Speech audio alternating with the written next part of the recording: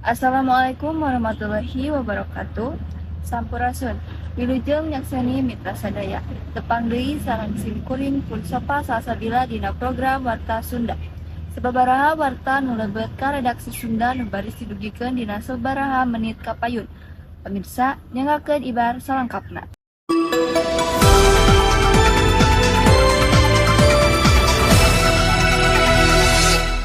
Pemirsa, hujan gede nu ngaguyur kawasan wisata Lembang, Kabupaten Bandung Barat menyebabkan longsor di Desa Cikahuripan, Kecamatan Lembang dina Jumaah Peuting.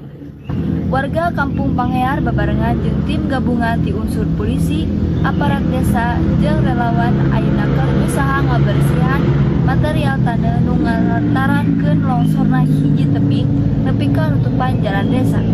Dina Jumaah Peuting, tebing teh longsor pas hujan gede ngaguyur kawasan Lembang.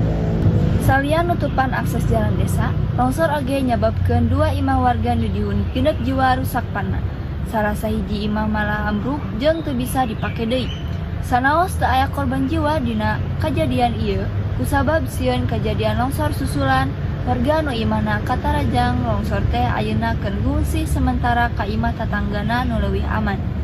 Petugas kampung katut warga masih keneh ngabersihan material longsor nu nutupan akses jalan sanajan ayeuna sababaraha kendaraan utamana roda 2 tos bisa liwat.